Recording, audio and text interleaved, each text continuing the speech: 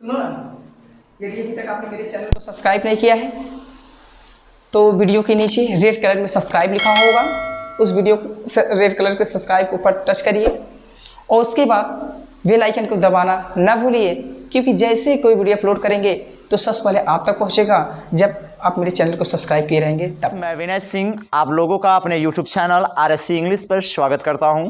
तो आज जो मैं वीडियो लेकर आया हूं, इसका जो एक पार्ट 1 है वो मैं बहुत पहले ही अपलोड कर दिया था, बट इस वीडियो में डिले इसलिए हुआ क्योंकि समय नहीं मिल पा रहा था।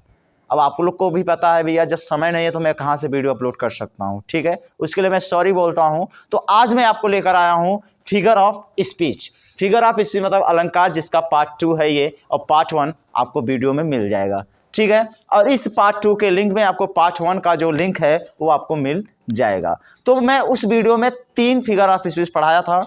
अब वो फिगर ऑफ स्पीच आपको अगर स्टार्टिंग से पढ़ना है, पहले वो वीडियो देखिए, फिर इस वीडियो को देखिए, ठीक है।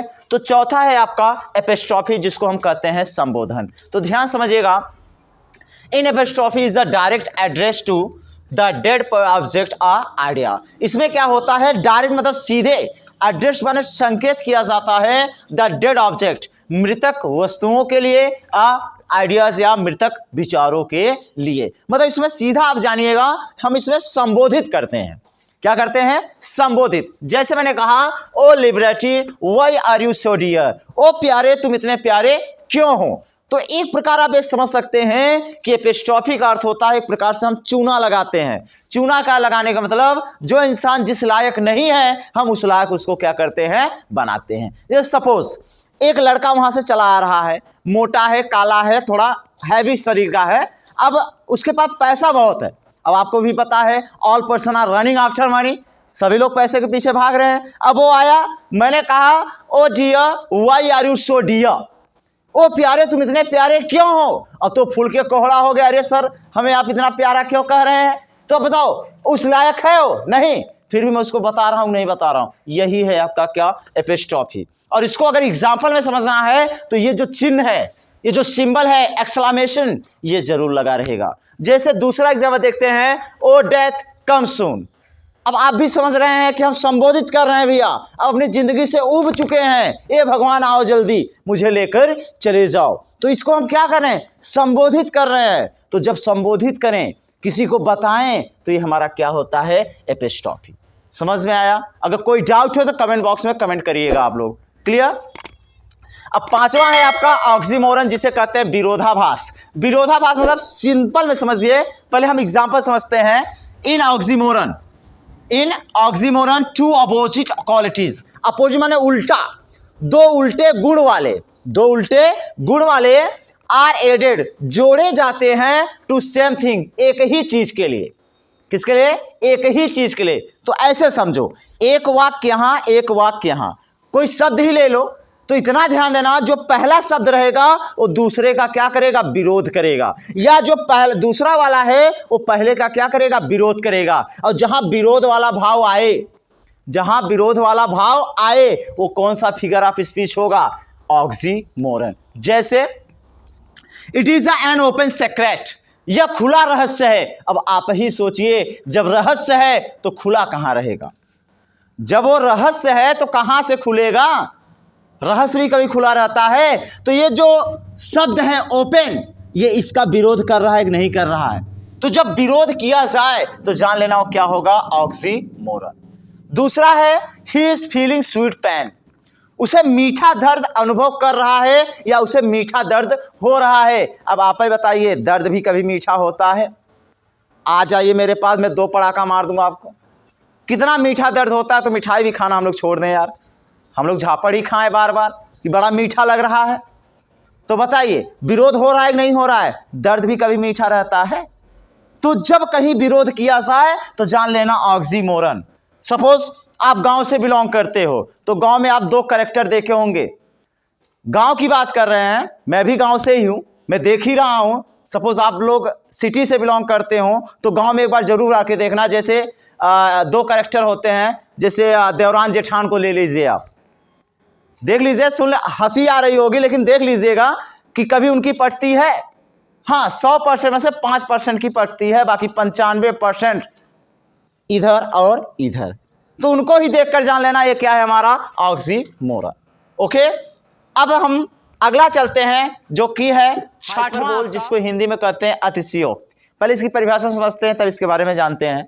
कह रहा है इन हाइपरबोल, अतिशयोक्ति में थिंग्स आर शोन, वस्तुओं को दिखाया जाता है एज ग्रेटर, उतना बढ़ा चढ़ाकर, एज लेस, उतना घटाकर। भैया ये जो ग्रेटर है, ग्रेट का ही कंपैरेटिव है, और ये जो लेस है आपका, वो लिटिल का आपका क्या है, कंपैरेटिव डिग्री है। बातों को बढ़ा चढ़ाकर या घटाकर, चाहे वो बेटर हो चाहे वर्स हो, चाहे अच्छा हो चाहे बुरा। ये जो गुड का है कंपैरेटिव डिग्री बेटर, और ये बैड का कंपैरेटिव डिग्री क्या होता है, वर्स। ठीक है, देन दे रियली आर, वास्तविक के अपेक्षा या उनके वास्तविकता से।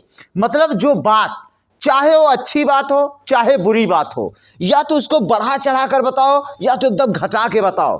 तो जहां बात को आप बढ़ा चढ़ा कर या घटा के बताते हो, यही हमारा होता है हाइपरबोल। या इसके वर्ड में ही इसकी परिभाषा छिपी है, थोड़ा मैं बनाता हूं, अगर समझ में आए तो ऐसे भी ध्यान लेना। हाइपरबोल, हाई बढ़ा चढ़ाकर, पर घटाकर बोल, ऐसे भी समझ सकते हो। हाई बढ़ा चढ़ाकर, पर घटाकर बोल, यही हमारा क्या है, हाइपरबोल। समझ में आया? कोई भी बात, चाहे वो अच्छी हो चाहे बुरी हो, बढ़ा चढ़ा के बता रहे हो या घटा के बता रहे हो, यही हमारा क्या है, हाइपरबोल। जैसे 10,000 सा, हजारों बार देखा या 10,000 बार देखा, आई एट अ ग्लैंस, एक झलक पाया, केवल एक झलक। यार तुम देखे क्या, 10,000 बार देखे तो झलक ही मिली थी, तो क्या देखे आप, बढ़ा चढ़ा के बता रहा। जैसे रिवर्स ऑफ ब्लड, खून की नदियां, फ्लोड इन द बैटल, युद्ध में बही। अरे यार इतना बढ़ा दिया कि खून की नदियां बह रही हैं। अच्छा बताओ, जब खून की ही नदियां बहेंगी तो ये कॉमन रिवर्स कहां बहेंगी? बढ़ा रहा है नहीं बढ़ा रहा है? तो जहां बात को बढ़ाया जाए या घटाया जाए, उसी को हम कहते हैं हाइपरबोल। क्लियर? जैसे गांव में एक कहावत है, एक हाथ ककरी 9 हाथ बियां। एक हाथ की ककरी है और उसकी 9 हाथ की बियां। अरे यार बताओ, जब इतना बड़ा ककरिये है तो बियां इतना बड़ा कहां से होगा? ये गांव की कहावत है भैया। बढ़ा रहे हैं नहीं बढ़ा रहे हैं, यही है हमारा क्या, हाइपरबोल। आई थिंक समझ में आ गया होगा। नेक्स्ट चलते हैं ओनोमेटोपोइया, जिसको हम कहते हैं ध्वनि सूचक। इसको हम शॉर्ट फॉर्म में समझते हैं, बहुत सरल भी है ये। क्या है? In onomatopoeia the sound suggest the sense meanings, मतलब ध्वनि को देखकर जब हम पहचानते हैं, ध्वनि को सुनकर जब अगर हम पहचान लिए, तो वही हमारा क्या होता है, ओनोमेटोपोइया। जैसे या ऐसे समझो, किसी की भी आवाज अगर कानों तक आ रही है, वो हमारा क्या है, ध्वनि सूचक। जैसे मैंने पीटा, आवाज निकल रही है, या कुछ भी आप करो, जो भी आवाज कानों तक आए वो हमारा क्या है, ध्वनि सूचक। क्लियर? अभी जैसे हम लोग यहां खड़े हैं, अभी बाहर कुत्ता भौंक रहा है, तो हम कहेंगे यार शांत कराओ, भौंक रहा है। कैसे आपने जाना? अब दीवार तो तोड़ के आप देख नहीं रहे हो, आपने उस साउंड को सुना कि नहीं सुना? उस आवाज को सुना तभी तो आपने जाना ना कुत्ता भौंक रहा है। सुने ना? तो यही क्या है, ओनोमेटोपोइया। जैसे डॉग्स बार्क, कुत्ते भौंकते हैं, अरे आवाज निकालते हैं, होता है नहीं होता? तो इनकी आवाज हमारे कानों तक आती है नहीं आती है? तो जो भी कानों तक आवाज आए वो क्या होता है, ओनोमेटोपोइया। जैसे डॉग्स बार्क, कुत्ते भौंकते हैं, कैट्स म्यू, बिल्लियां म्याऊ म्याऊ करती हैं, तो उनकी भी आवाज कानों तक आती है कि नहीं आती है? तो ये था भैया आपका फिगर ऑफ स्पीच। 7 था, 7 के सातों मैंने पढ़ा दिया। अगर कोई भी डाउट हो, आप कमेंट बॉक्स में कमेंट करके पूछ सकते हैं कि वीडियो कैसा है या कैसा लगा, समझ में आया कि नहीं आया, आप रिप्लाई जरूर करें। और जो अगला वीडियो कौन सा मैं डालूं, ये आप कमेंट बॉक्स में मुझे कमेंट करके बताइए। मेरी पूरी कोशिश रहेगी कि पूरा यूपी बोर्ड का जो कॉन्सेप्ट है 1 by 1 मैं पूरा अपलोड कर दूं यूट्यूब पे। While sitting at your home, you can see all the videos on a YouTube. So, thank you.